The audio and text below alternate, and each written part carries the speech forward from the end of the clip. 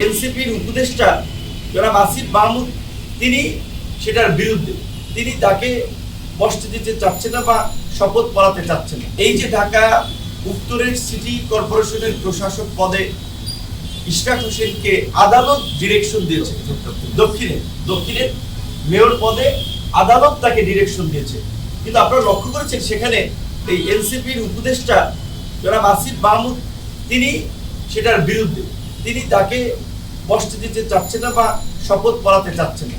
শেষ পর্যন্ত তারা আবার কোর্টে রিট করিয়েছেন এবং ইশরাক হোসেনের সমর্থকরা নগর ভবন থেকে শুরু করে এখন কাকরাইল, যমুনার বিভিন্ন জায়গায় আন্দোলন করছে।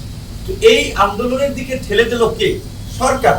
কারণ উপদেষ্টা সে পিচ্ছি হোক আর বড় হোক, গ্রাজুয়েট হোক আর আন্ডার গ্রাজুয়েট হোক, সে তো উপদেষ্টা। নাবালক হোক আর সাবালক হোক, সে তো উপদেষ্টা। এখন সেই তো এই ক্রাইসিসটা তৈরি করবে।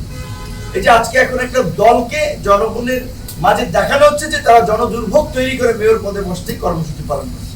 এই পরিস্থিতিটা তো সরকার এবং উপদেষ্টা, এই উপদেষ্টা তৈরি করবে। এই রকমের ব্যক্তিগত ভাবে যাদের বিদ্বেষ রয়েছে তারা তো উপদেষ্টা পদে থাকতে পারে না।